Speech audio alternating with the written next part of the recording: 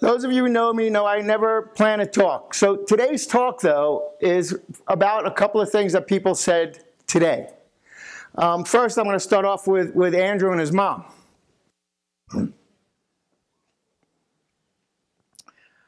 You've all heard me talk about beliefs and how important they are. And that's, like, to me, one of the most important things. In chiropractic, the belief that you have in chiropractic is what determines the power of the chiropractor you are.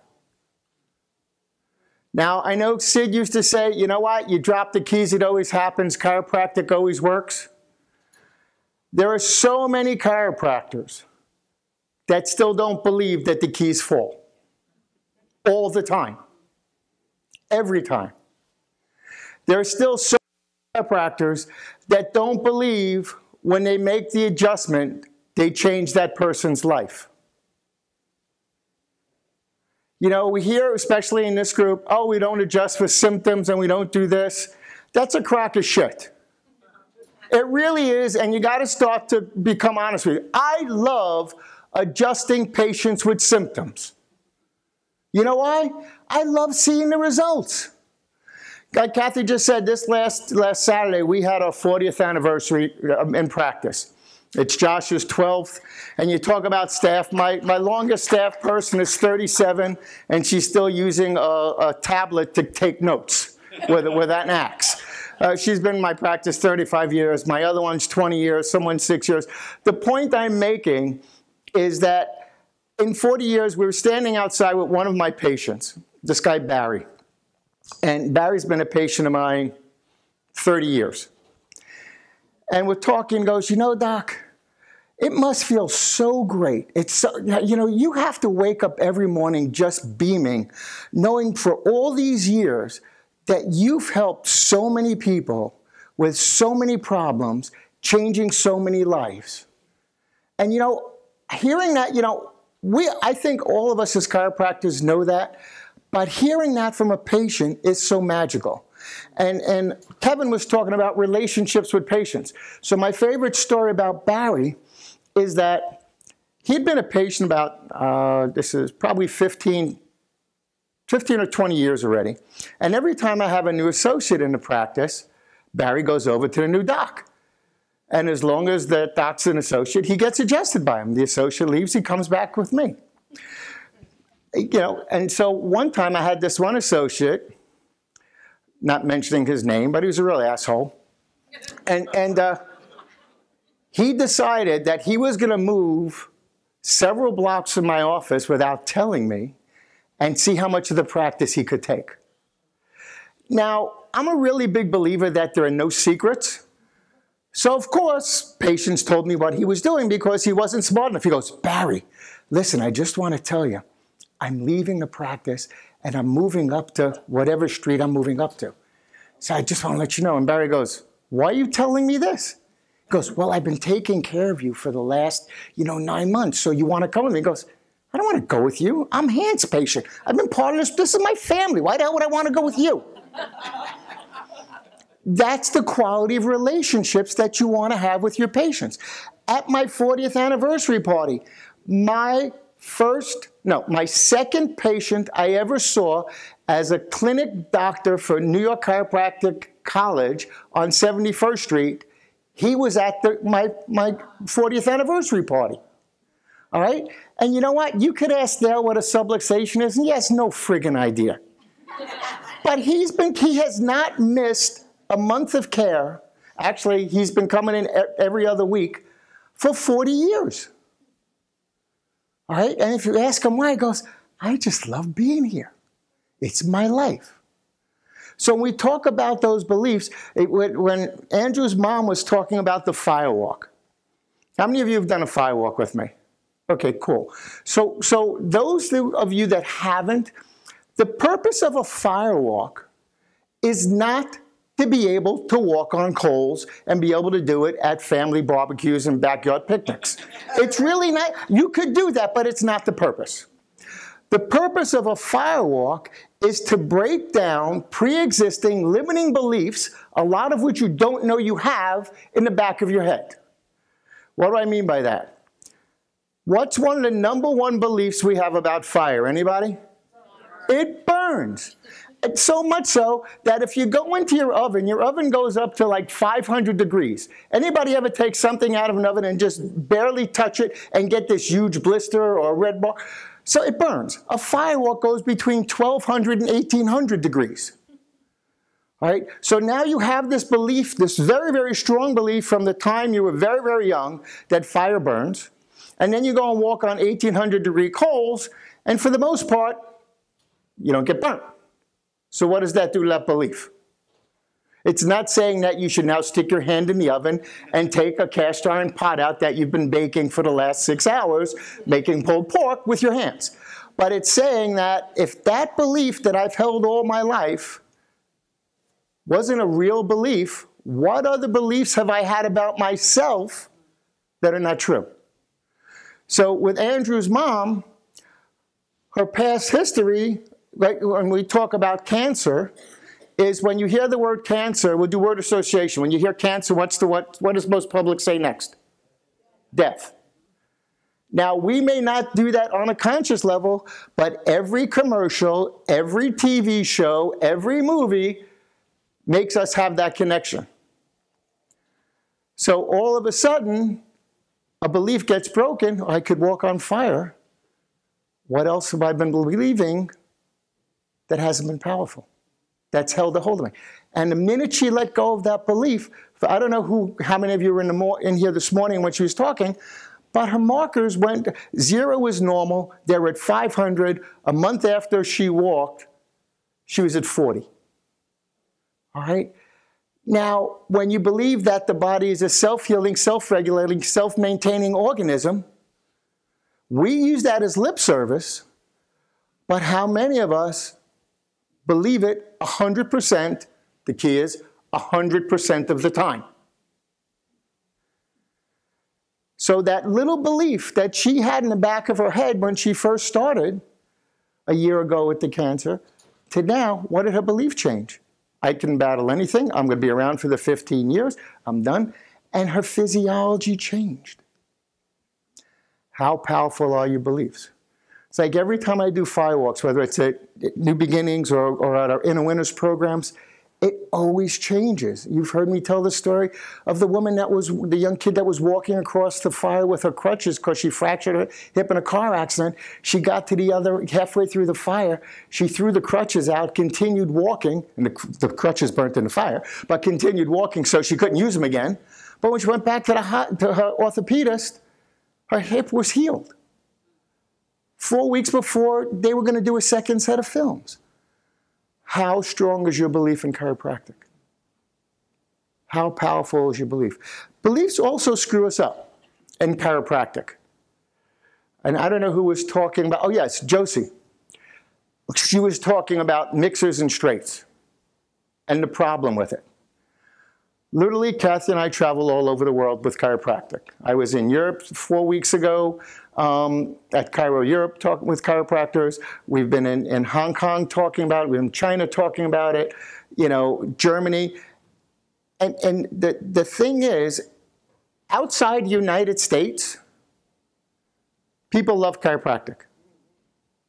Like Life University just opened up a clinic in Kaifeng, in the largest hospital that they have in town. Kaifeng is a small town of 550 million people. I think the hospital is a 10,000-bed hospital. They wanted chiropractic in the hospital so bad, they emptied out a wing from another department and gave us a whole wing of a floor, and they built us a chiropractic office with 3 adjusting rooms, and a waiting room, and it's beautiful. We were there, I don't know, several months ago for the grand opening of the clinic. We saw 76 new patients at the grand opening. Now, the important part about that, it was me and Dr. Fogarty and a guy named Dr. Bellin, who's our guy in town, and anybody who's gone to Life will know John Downs. It was the 4 of us that were going to see these patients. These patients came in with their x-rays, an interpreter, put them up. We had a Merrick chart on the wall, explained it. The interesting thing about the 76 patients that came in, Over 35 of them were the MDs in the hospital that couldn't wait to find out what chiropractic was. That night, we're at a big dinner with the heads of the hospital, the mayor of Kaifeng, the head of the Free Trade Zone, I think the secretary of the Communist Party, which is a big deal, believe it or not, and the guy who was the head of orthopedics at this hospital. After you toast, they drink like fish. I mean, if you think me and Kevin drink a lot, we are like, nuns, literally. I mean, these guys were like amazing. And anyway, at the end, the guy at the orthopedist comes over and he was the chief of orthopedists. He goes, I am so excited that you guys are here so we can collaborate on spinal problems and start to reduce and eliminate surgery and invasive. To collaborate. Think about going into a hospital here. Think about going into a hospital here. All right? So they want it. They're excited about it. The ICA is going all over China also. People are excited. They're lining up to get adjusted because it's new. It's right. It fits their world. Because they have traditional Chinese medicine and they have Western medicine. And they have this big gap in the middle and they don't know what to do with it.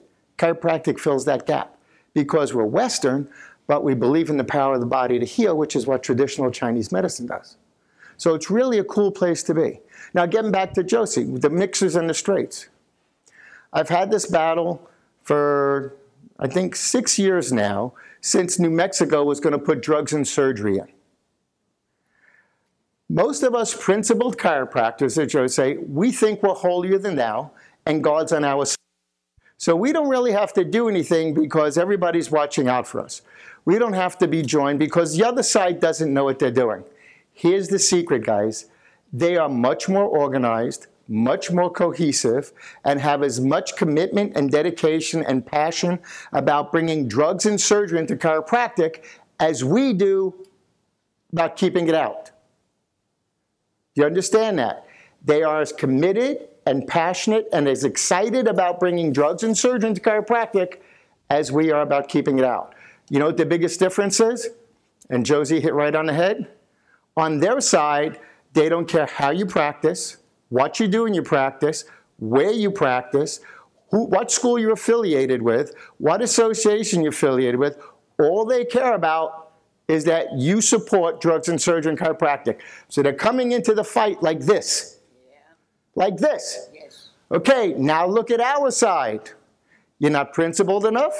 You're just below the atlas. You went to the wrong school. Your school isn't good enough. You belong to the wrong association. Oh, you go to that meeting? I don't believe. Those guys don't know what they're talking about. You're not. And then when you get together with all these people, they go, no, you don't understand. You're not a DE chiropractor. You're not a New Beginnings chiropractor. You're not a Life chiropractor. You're not a Sherman chiropractor. Who gives a frig of what it is? Because until we can do this, they get to win. It's like going into a knife fight. We got the knife, they got the gun. So we got to get our egos and all this crap out of the way and decide that we need to put our differences aside and draw a line in the sand that says, no drugs and surgery, Which line do you want to stand on? Not, okay, New Beginnings, DE, Life, Sherman, ICA, ACA, CBP, IC, and that's what we've been doing.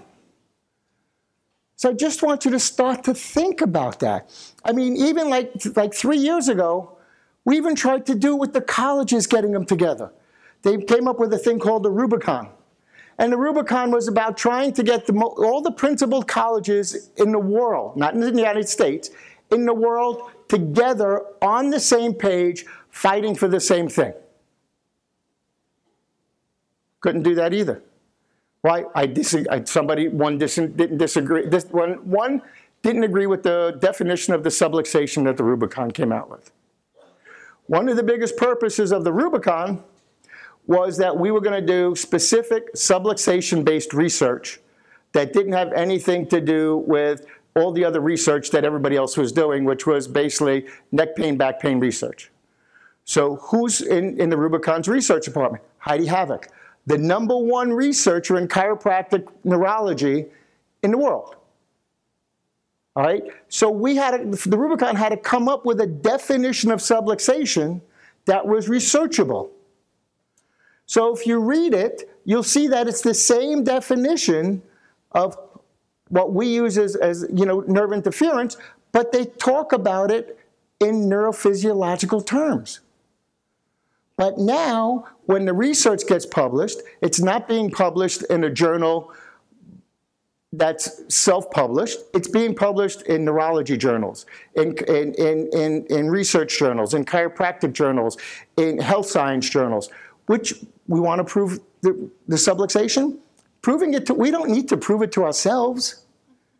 All right? If the only journal that we're reading is a chiropractic journal written by chiropractors, what good is it? Wouldn't you love to see an article in JAMA proving that subluxation exists and the efficacy of it? Well, how are you going to get into it? You need real research that fits into the model of research. So to me, it's about what can we do as a group to join forces, to get together, to change our belief systems, to not even change, but give up some of the old dogmas and the old crap so that we can make sure that our kids and grandkids and great-grandkids can have the chiropractic, the type of chiropractic that we know and love. Because I got to tell you, the worst thing you ever heard, I was at a focus meeting in Atlanta with Sharon Gorman, and there was this one guy that got up, and he goes, I would never send anybody, I'd never send anybody to chiropractic school, and he was a real principled chiropractor, for whatever that means.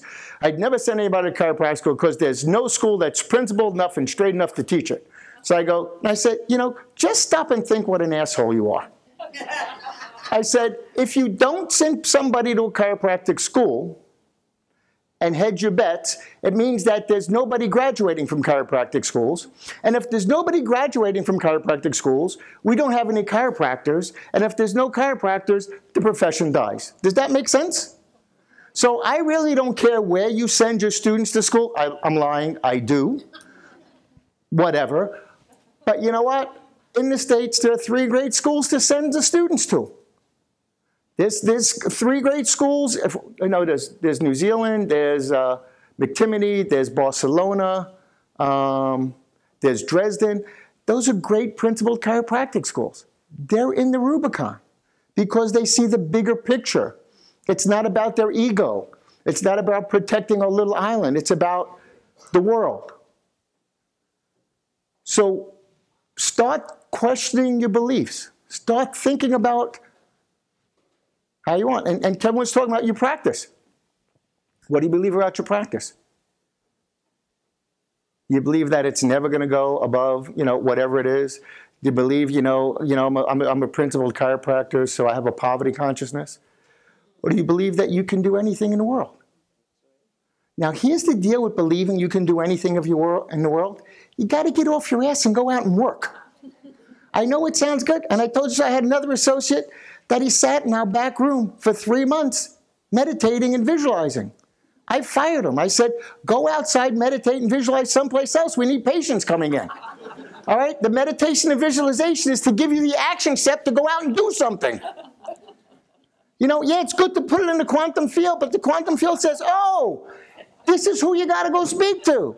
So my final words here is get your asses off the seats, get up, and go out and do something that's going to make chiropractic and keep chiropractic the magic that we love and we want to see it for generations. So get up. Yeah. It's like with the $100 bill, nobody moves. They're not talking to me. I should get up. I should walk on fire. I should jump out of a tree. Yes, get up and do something. Now. Okay. Jay Handt. Jay Handt.